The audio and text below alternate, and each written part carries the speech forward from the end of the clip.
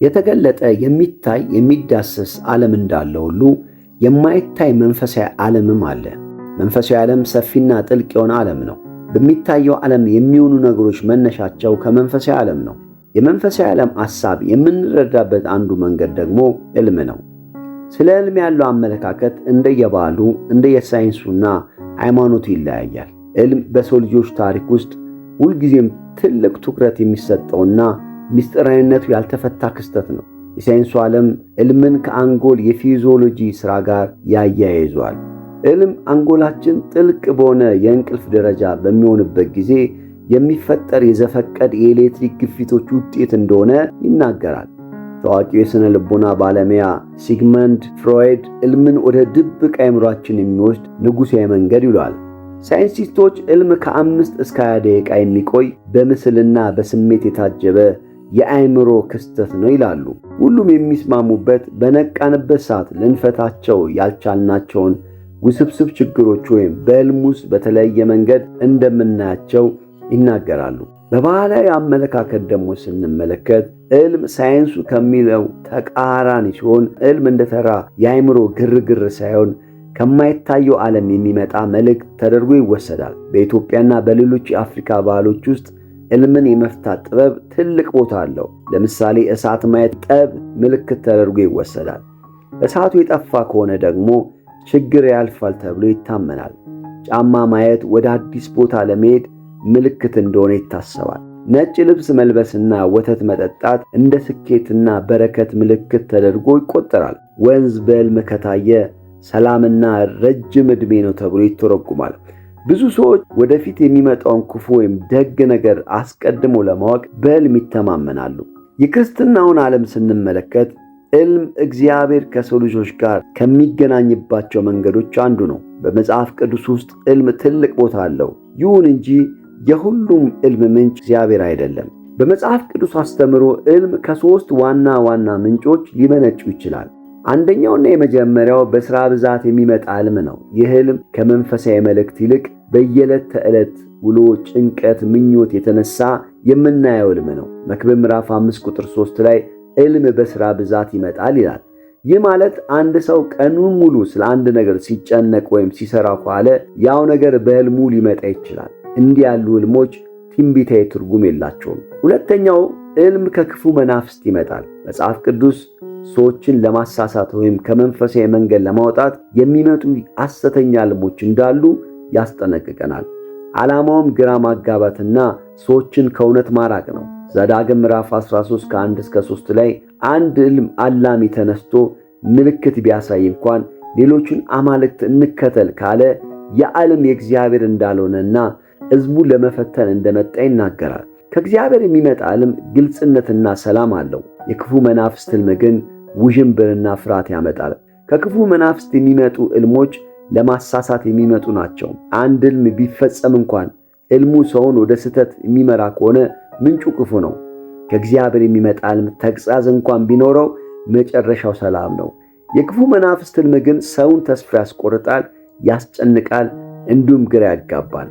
አንድ ሰው ያየውን ሁሉ እንደ መልእክት ከመቀበሉ በፊት በመንፈሳዊ ሚዛን ሊመዝነው ይገባል። መናፍስት ሁሉ አትመኑ፣ ነገር ግን መናፍስት ከእግዚአብሔር እንደሆኑ መርምሩ የሚለው የእግዚአብሔር ቃል ዕልምንም ይጨምራል። ግራ የሚያጋባ ዕልም ሲመጣ ወደ እግዚአብሔር በመጸለይ ብርሃን እንዲሰጠን መጠየቅ አለብን። ሦስተኛው ከእግዚአብሔር የሚመጣ ዕልም ነው። ከእግዚአብሔር የሚመጣ ዕልም በመጽሐፍ ቅዱስ ውስጥ መለኮታዊ መገለጥ ተብሎ ይጠራል። እግዚአብሔር ለሰው ልጆች በቀጥታ መመሪያ ለመስጠት አስቀድሞ ለማስጠንቀቅና ወይም የተሰወረውን እውነት ለመግለጥ የሚጠቀምበት መንፈሳዊ የግንኙነት መስመር ነው። እግዚአብሔር የሚመጣ ዕልም ከክፉ ከሚመጣው ዕልም በፍጹም ተቃራኒ ሲሆን ሰላምና ግልጽ የሆነ መልእክት አለው። የማስጠንቀቂያ ቢሆን እንኳን ከውስጥ የሚሰማን መንፈሳዊ መረጋጋት አለው። ከእግዚአብሔር የሆነ ዕልም በጊዜው ይፈጸማል። ከዕልሙ ስንነቃ ወዲያው አንረሳውም፣ ይልቁንም በአእምሮአችን ውስጥ ታትሞ ይቆያል። እግዚአብሔር ለመሆኑ ዕልሞችን ለምን ያሳየናል? የመጀመሪያው ለማስጠንቀቅ ነው። እኛ በእውቀት የተገደብን የእግዚአብሔር ፍጡሮች ነን። ከፊታችን ስላለው ነገር ማወቅ አንችልም። ስለ ነጋችን የሚያውቀው እግዚአብሔር ብቻ ነው። ወደ ጥፋት እንዳንሄድ አስቀድሞ በዕልም ይናገረናል። ሰብአ ሰገል የተወለደው ጌታ ኢየሱስን ከሩቅ አገር ለማየት መጡ። ንጉሥ ሄሮድስንም አገኙት። ሕፃኑን ባገኙት ጊዜ እርሱም ለሕፃኑ መስገድ እንደሚፈልግ ነገራቸው። ሄሮድስ ግን እንዳለው ለመስገድ ሳይሆን ለመግደል አስቦ ነበር። ሰብአ ሰገልም የተወለደውን ንጉሥ ኢየሱስን ካገኙ በኋላ ወደ ሄሮድስ እንዳይመለሱ እግዚአብሔር በሕልም ተናግሯቸው ሄዱ።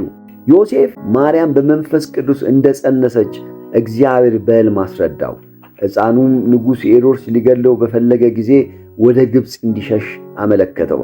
ሄሮድስም በሞተ ጊዜ ከግብፅ እንዲመለስ በሕልም ተናገረው። የጲላጦስ ሚስት በማቴዎስ ምዕራፍ 27 ቁጥር 19 በጌታችን ስቅለት ዕለት ስለዚያ ጻድቅ ሰው በሕልሜ ዛሬ ብዙ መከራ ተቀብያለሁና ባንተና በእርሱ መካከል ምንም አይኑር በማለት ለባሏ መልእክት ላከች። ሌላኛው እግዚአብሔር መመሪያ ለመስጠት ሕልምን ወደኛ ያመጣል። አንድ ሰው በሕይወቱ ግራ ሲጋባ ወይም የትኛውን መንገድ መከተል እንዳለበት ሲቸገር እግዚአብሔር በሕልም አቅጣጫ ሊያሳየው ይችላል። ዮሴፍ የማርያም እጮኛ ሕፃኑን ኢየሱስን ይዞ ወደ ግብፅ እንዲሰደድ እግዚአብሔር በሕልም መመሪያ ሰጠው። ሌላኛው እግዚአብሔር በሐዘንና ተስፋ በቆረጠን ጊዜ እኛን ለማጽናናትና ተስፋን ለመስጠት በሕልም ወደኛ ይመጣል። በመከራና በብቸኝነት ውስጥ ላሉ ሰዎች እግዚአብሔር አብሯቸው መሆኑን ለመግለጥ በሕልም ይታያል። ያዕቆብ ከወንድሙ ከኤሳው ሸሽቶ በነበረበት ወቅት በመሰላል ላይ መላእክት ሲወጡና ሲወርዱ አይቶ እኔ ካንተ ጋር ነኝ የሚል የተስፋ ቃል ተቀብሏል። እግዚአብሔር ምስጢራትን ለመግለጥም በሕልም ወደኛ ይመጣል። አንዳንድ ጊዜ የሰውን አቅም የሚበልጡ መንፈሳዊ ምስጢራትን ወይም ጥልቅ እውነቶችን ለማሳወቅ እግዚአብሔር ሕልምን ይጠቀማል። እግዚአብሔር ለአንተ ሕልም የሚያሳየ ስለ አንተ ብቻ ሳይሆን ስለ ሌላ ሰው እንድትጸልይ ወይም እንድትረዳው ሊሆን ይችላል። በሕልም አንድ የምታውቀው ሰው አደጋ ላይ ሲወድቅ ወይም ሲቸገር ካየ ያ እግዚአብሔር ያንን ሰው በጸሎት እንድታስበው የሰጠ የጸሎት ጥሪ ሊሆን ይችላል። ሌላኛው በሰይጣን ወጥመድ እንዳንወድቅ በሕልም ያነቃናል። መንፈሳዊ ውጊያዎች ባሉበት ጊዜ እግዚአብሔር የጠላትን ተንኮል አስቀድሞ በሕልም ይገልጥልናል። ይህም የመገለጥ ጸጋ ይባላል። የሚመጣውን ክፉ ነገር አስቀድመህ አይተህ በጸሎት እንድታፈርሰውና እንድትዘጋጅ ይረዳል። እግዚአብሔር ሕልምን የሚመርጠው ሰው በእንቅልፍ ወቅት አእምሮ ከዓለም ጫጫታ ነፃ ስለሚሆን መልእክቱን ለመቀበል ዝግጁ ስለሚሆን ነው። ኢዮብ መጽሐፍ እንዲህ ይላል፣ እግዚአብሔር በአንድም መንገድ በሌላም ይናገራል፣ ሰው ግን አያስተውልም። ሰው በአልጋው ላይ በከባድ እንቅልፍ ሲወድቅ በሌሊት ሕልም በዚያን ጊዜ የሰውን ጆሮ ይከፍታል ይላል ኢዮብ ምዕራፍ 33 ቁጥር 14 እስከ 16። ለመሆኑ ከእግዚአብሔር የሚመጡ ሕልሞችን በምን እንለያቸዋለን? አንደኛው ግልጽነትና የማይረሳ መሆኑ። ተራ ሕልሞች ከእንቅልፍ ስንነቃ ወዲያውኑ ይረሳሉ ወይም በበዥታ ነው የሚታወሱት። ከእግዚአብሔር የሚመጣ ሕልም ግን እንደ ፊልም በጣም ግልጽ ነው። ከዓመታት በኋላ እንኳን እንደ ዛሬ የታየ ያህል አይረሳም። ቀለሙ፣ ድምፁ፣ ስሜቱ በሕሊና ታትሞ ይቀራል። ሁለተኛው ጥልቅ ሰላም ይሰጣል። ይህ በጣም ወሳኝ ምልክት ነው። ሕልም ስለ ፍርድ ወይም ስለ ማስጠንቀቂያ ቢሆን እንኳን ከእንቅልፍ ስትነቃ መንፈስህ አይረበሽም። በውስጥ የሆነ የመረጋጋት የጽናት ስሜት ይሰማሃል። በአንጻሩ ከክፉ መንፈስ የሚመጣ ሕልም ፍርሃትንና ጭንቀትን፣ ተስፋ መቁረጥን ይጭራል። ሦስተኛው ከመጽሐፍ ቅዱስ ቃል ጋር መስማማቱ። እግዚአብሔር በሕልም የሚናገረው በጽሑፍ ከሰፈረው ቃል ጋር በፍጹም አይጋጭም። ለምሳሌ ጥላቻን፣ በቀልን ወይም ኃጢአትን የሚጠቁሙ ሕልም ከእግዚአብሔር ሊሆን አይችልም። እውነተኛ ሕልሞች ከቃሉ ጋር የሚስማሙ ናቸው። አራተኛው ተደጋጋሚነቱ። አንዳንድ ጊዜ መልእክቱ የጸና መሆኑን ለማሳየት እግዚአብሔር ሕልምን ደጋግሞ ያሳያል። ዘፍጥረት 41:32 ላይ ፈርዖን ያየው ሕልም 2 ጊዜ ሲሆን 2 ጊዜ መደጋገሙ ነገሩ በእግዚአብሔር ዘንድ የጸና መሆኑን ለማሳየት ነበር። በተለያዩ ምሽቶች ተመሳሳይ ትርጉም ያላቸው ሕልሞች ካየ እግዚአብሔር ትኩረት እንድትሰጠው እየፈለገ ነው። አምስተኛው የመንፈስ ምስክርነት። ያየከውን በውስጥ ያለው መንፈስ ቅዱስ ምስክርነት ይህ ነገር ተራ ሕልም አይደለም የሚል ጥልቅ መረዳት ይሰጣል። ልብህ መልእክቱን ይቀበለዋል። ሕልሙን ስታስበው በውስጥ መንፈሳዊ መነቃቃት ወይም መጸለይ የመፈለግ ስሜት ይፈጥርብሃል። ስድስተኛው በሕይወት ውስጥ የሚታይ ፍሬ። ከእግዚአብሔር የሆነ ሕልም ውጤት ሁልጊዜ መልካም ነው። ወደ ጸሎት ያተጋል። ከክፉ መንገድ እንድትመለስ ያደርጋል። በሕይወት ላይ አዎንታዊ ለውጥ ያመጣል።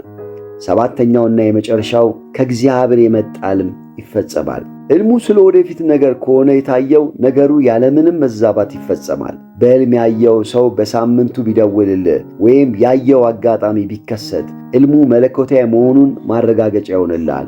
ከእነዚህ ምልክቶች መካከል በአንተ ሕልም ላይ የታየው የትኛው ነው?